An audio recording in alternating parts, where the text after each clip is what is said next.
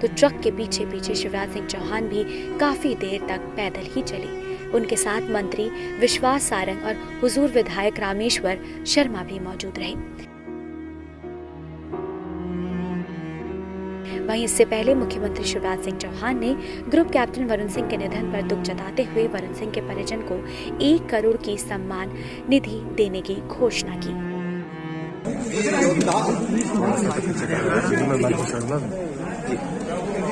वरुण सिंह जी के चरणों में मैं श्रद्धा के सुमन अर्पित करता हूं।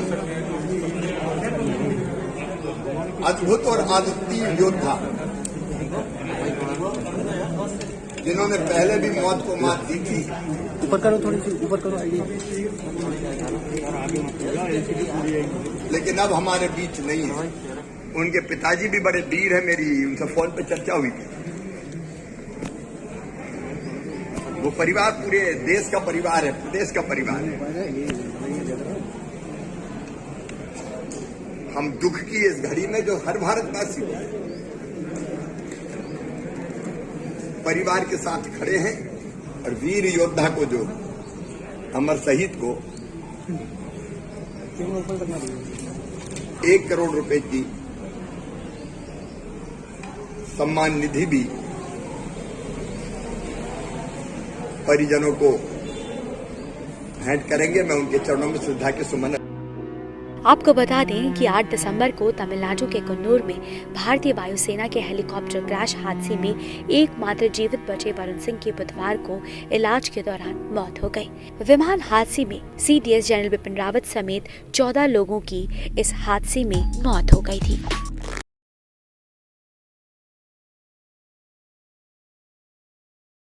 When rape is predictable, lie down and enjoy it. That's exactly the position into which you are. सही कहा विधायक जी आपने। जब बलात्कार हो रहा हो तो लेट जाओ और इसका आनंद उठाओ। लेकिन शायद आप भूल गए हैं उस जनता को जिसने आपको विधानसभा में रेप जैसे अपराधों पर रोक लगाने के लिए ही चुनकर भेजा है। शायद आप भूल गए हैं कि जिन्होंने आपको अपना वोट दिया उसमें महिलाएं और देश की बेटियां भी शामिल हैं। जरा एक बार फिर से सुनिए विधायक जी के पावन मुख से उनकी मंत्रमुग्ध करने वाली बातें। Let us enjoy the situation ಅಂತ ಇದನ್ನ ಕಂಟ್ರೋಲ್ ಮಾಡಿ ಇದನ್ನ ನಿಯಂತ್ರಣದಲ್ಲಿಟ್ಟು ಇದನ್ನ ಒಂದು ವ್ಯವಸ್ಥಿತವಾಗಿ ತೆಗೆದುಕೊಂಡು ಹೋಗೋ ಪ್ರಯತ್ನ ಬಿಟ್ಟು ಈಗ ಮಾತಾಡ್ರಪ್ಪ ಅಂತ ಹೇಳ್ಬಿಡೋದು। ಈಗ ಆ ಸ್ಥಿತಿಗೆ ಬಂದು ಮುಟ್ಟಿದ್ರೆ ಉಳಿದ ಬಿಸ್ನೆಸ್ ಆಗ್ತಾ ಇಲ್ಲ ಅಂತ ಅನ್ನೋದಷ್ಟೇ ನಂದು। There is a saying when rape is predictable, lie down and enjoy it. That's exactly the position into which you are. Karnataka Congress के विधायक के.आर. रमेश कुमार के दुष्कर्म पर दिए गए बयान के बाद से बवाल तो मचना ही था। एक तरफ बीजेपी से लेकर अन्य पार्टी के नेता उनके बयान को शर्मनाक बता रहे हैं तो विपक्षी पार्टी के सांसद कांग्रेस से विधायक के.आर. रमेश कुमार को पार्टी से बर्खास्त करने की मांग कर रहे हैं। इस बीच स्मृति ईरानी, जया बच्चन समेत कई नेताओं ने भी इस पर नाराजगी जताई है। वहीं दिल्ली महिला आयोग ने बयान पर आपत्ति जताते हुए मुकदमा दर्ज करने की मांग की है। दिल्ली महिला आयोग अध्यक्ष स्वाति मालीवाल ने कहा है कि ऐसी घटिया और रेपिस्ट सोच वाले आदमी का कोई हक नहीं बनता है कि वो विधानसभा में बैठे। मेरी अपील है कि कर्नाटक सरकार को इस व्यक्ति को विधानसभा से बर्खास्त कर इनकी वीआईपी सिक्योरिटी भी छीनी जाए। मैं कर्नाटका सरकार से अपील करती हूँ कि इस एमएलए के ऊपर तुरंत एफआईआर दर्ज की जाए, तुरंत इसको अरेस्ट किया जाए, इसकी विधानसभा से सदस्यता रद्द की जाए और इसकी जितनी भी वीआईपी सिक्योरिटी इसको और इसके परिवार को मिली हुई है वो सब छीन ली जाए। इस आदमी की सोच बिल्कुल एक बलात्कारी की सोच के जैसे है और इसे कोई हक नहीं बनता कि वो देश में विधानसभा में जाके बैठे।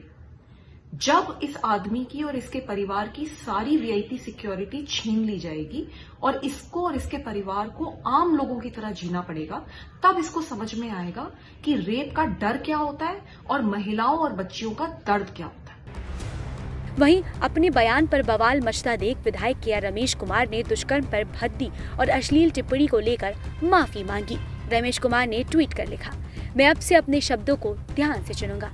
विधानसभा में बलात्कार के बारे में की गई उदासीन और लापरवाही पूर्ण टिप्पणी के लिए सभी से खेद व्यक्त करना चाहता हूँ। मेरा इरादा गलत नहीं था या जघन्य अपराध को कम करने वाला नहीं था, लेकिन ये एक ऑफ द कप टिप्पणी थी। मैं अब से अपने शब्दों को सावधानी पूर्वक आप सभी के सामने रखूंगा। विधायक जी ने जब तक माफी मांगी तब तक तीर कमान से निकल चुका था, जिसके बाद सभी विपक्षी पार्टियां कांग्रेस को घेर रही हैं। केंद्रीय मंत्री स्मृति ईरानी ने प्रियंका गांधी पर सवाल उठाते हुए कहा, कांग्रेस का वो नेतृत्व जो बार बार उत्तर प्रदेश में मैं लड़की हूँ, लड़ सकती हूँ की दुहाई देता है, अगर उनमें इतनी हिम्मत है तो पहले ऐसा ओछा बयान देने वाले नेता को अपनी पार्टी से निष्कासित करे। ये पहली बार नहीं है जब विधायक जी अपने बयानों को लेकर विवादों में आए हैं। 2019 में रमेश कुमार ने अध्यक्ष के रूप में अपने कार्यकाल के दौरान कहा था कि वह एक बलात्कार पीड़िता की तरह महसूस करते हैं। उन्होंने तब कहा था कि ರೇಪ್ ವಿಕ್ಟಿಮ್ ಗೆ ಸ್ಟೋರಿ ಆಗಿದೆ ನಂದು. ರೇಪ್ ಆಗಿದ್ದು ಒಂದೇ ಸಲ, ಸುಮ್ಮನೆ ಇದ್ದು ಬಿಟ್ಟಿದ್ರೆ ಅತ್ಲಾಗ ಹೊರಟೋಗ್ತಾ ಇತ್ತು. ರೇಪ್ ಆಗಿದೆ ಅಂತ ಕಂಪ್ಲೇಂಟ್ ಮಾಡಿದ್ದಕ್ಕೆ ಏನಾಯ್ತು ಅಂದ್ರೆ ಅವನ ಮೇಲೆ ಕೇಸ್ ಆಯ್ತು, ಅವನ ಪೊಲೀಸರು ಕರ್ಕೊಂಡೋಗಿ ಜೈಲಿಗೆ ಹಾಕಿದ್ದಾರೆ. ಅವನ ಪರವಾಗಿ ವಕೀಲರು ಬರ್ತಾರಲ್ಲ, ನಾನು ರೇಪ್ ಮಾಡಿಸ್ಕೊಂಡವನು, ಕೋರ್ಟಲ್ಲಿ ಕೇಳ್ತಾರೆ ಈಶ್ವರಪ್ಪನವ್ರೆ ಹೆಂಗ್ ಮಾಡ್ದ ಕೇಳಿ ಎಷ್ಟೊತ್ತಿಗೆ ಮಾಡ್ದ, ಎಷ್ಟು ಹೊತ್ತು ಮಾಡ್ದ. कर्नाटक विधानसभा के पूर्व अध्यक्ष रमेश कुमार ने अपने बयान पर माफी भले ही मांग दी हो, लेकिन सोशल मीडिया पर उनके खिलाफ गजब का गुस्सा दिख रहा है। सोशल मीडिया पर गुस्सा रमेश के बयान के दौरान सदन में नेताओं की हंसी पर भी है। लोग सवाल पूछ रहे हैं कि भला ऐसे बयान पर कोई हंस कैसे सकता है।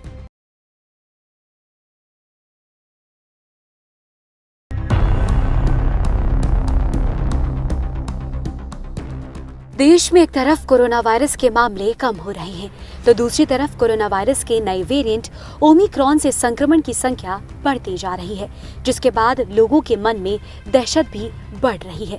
कुछ ही दिनों में क्रिसमस और न्यू ईयर है, जिसको लेकर लोग बाहर घूमने या पार्टी करने का प्लान बना रहे हैं, लेकिन ओमिक्रॉन आपके प्लान को फीका कर सकता है। कोरोना के नए वेरिएंट ओमिक्रॉन ने देश में रफ्तार पकड़ ली है। भारत में शुक्रवार को 100 का आंकड़ा ओमिक्रॉन पार कर चुका है। स्वास्थ्य मंत्रालय के मुताबिक देश में अब तक ओमिक्रॉन के 101 मामले सामने आ चुके हैं और ये 11 राज्यों में पहुंच चुका है।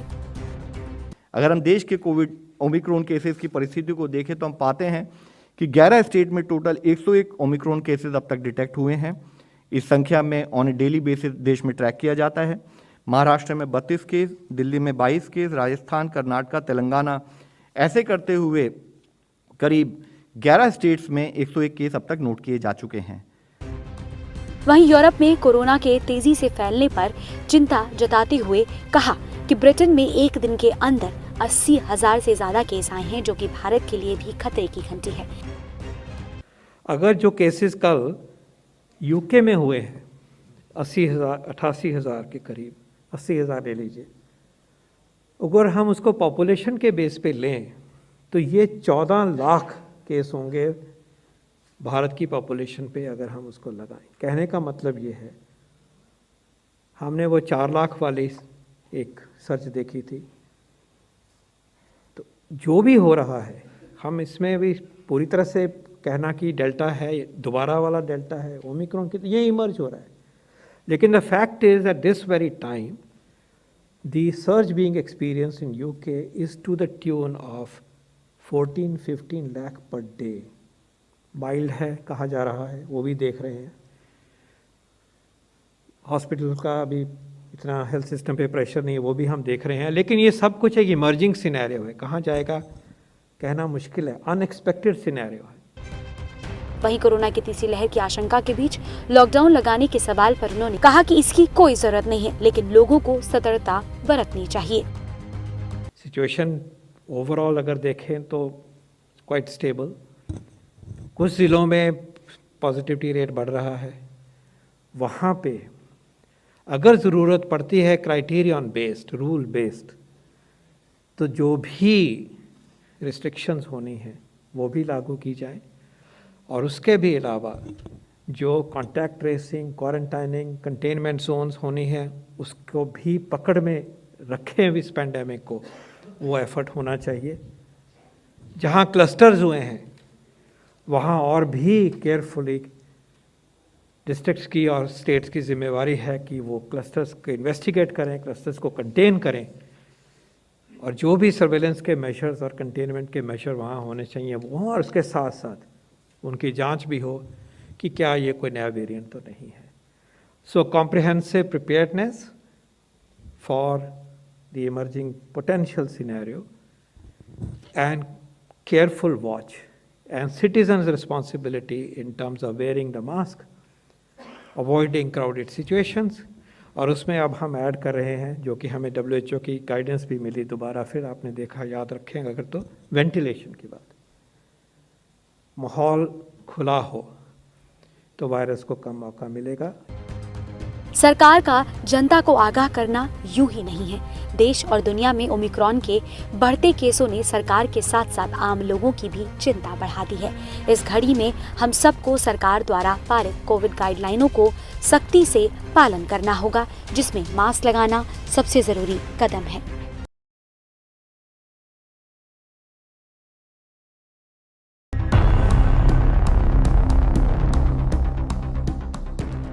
ओमिक्रॉन का खतरा अब तेजी से बढ़ने लगा है। पूरी दुनिया के साथ साथ अब भारत में भी इसका प्रसार बढ़ता जा रहा है। जहां कुछ दिन पहले मात्र कुछ ही मामले थे देश में, वहीं अब ओमिक्रॉन का आंकड़ा 100 तक पहुंचने वाला है भारत में। विश्व स्वास्थ्य संगठन के अनुसार ये वेरिएंट अब तक 77 देशों में फैल चुका है और किसी भी अन्य स्ट्रेन की तुलना में कोरोना के इस वेरिएंट की रफ्तार ज्यादा तेज है। ब्रिटेन में तो इस नए वेरिएंट ने हाहाकार मचा रखी है।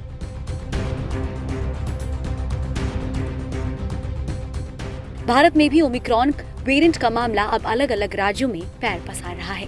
दिल्ली में ओमिक्रॉन वेरिएंट के 10 नए मामले शुक्रवार को सामने आए हैं। वहीं दिल्ली के स्वास्थ्य मंत्री सत्येंद्र जैन ने शुक्रवार को बताया कि राष्ट्रीय राजधानी में कोरोना वायरस के नए स्वरूप ओमिक्रॉन के 10 नए मामले सामने आने के बाद इसके कुल मामले 20 हो गए हैं। इनमें से 10 लोगों को अस्पताल से छुट्टी मिल चुकी है। जैन ने बताया कि जिन 40 नमूनों को जीनोम अनुक्रमण के लिए भेजा गया था, उनमें से 10 में ओमिक्रॉन स्वरूप की पुष्टि हुई है। बता दें कि दिल्ली में गुरुवार को ही कोरोना वायरस संक्रमण के मामलों में तेजी दर्ज की गई थी। कोरोना के 85 नए मामले राजधानी में सामने आए, जो कि पिछले 4 महीने में सबसे ज्यादा है।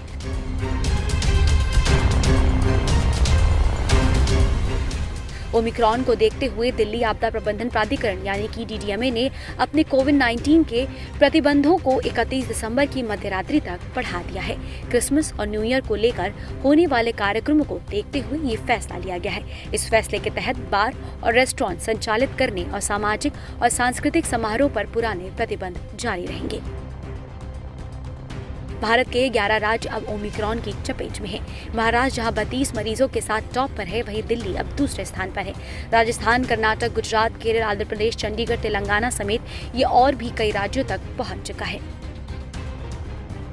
एक स्टडी ने दावा किया है कि डेल्टा वेरिएंट की तुलना में ओमिक्रॉन वेरिएंट शरीर के अंदर भी 70 गुना तेजी से फैलता है। ये इंसानों की सांस नली से फेफड़ों तक पहुंचता है। हालांकि इससे फेफड़ों को ज्यादा नुकसान होने का खतरा पिछले वेरिएंट के मुकाबले कम है। ओमिक्रॉन खतरे के बीच एक राहत की खबर ये सामने आई है कि एक स्टडी ने ये दावा किया है कि मॉडर्ना वैक्सीन इस नए वेरिएंट के खिलाफ असरदार साबित हो सकती है। स्टडी में बताया गया है कि अगर किसी शख्स को वैक्सीन की दोनों डोज मिल गई है तो वो ओमिक्रॉन से सुरक्षित रह सकता है, लेकिन ये बस एक स्टडी का दावा है। खैर, ये सब तो इनिशियल स्टडीज के दावे हैं, लेकिन हम और आप सिर्फ एक ही काम कर सकते हैं, वो है सावधानी बरतना। मास्क लगाए रखना है, हमें कोविड प्रोटोकॉल का अच्छे तरीके से पालन करना है।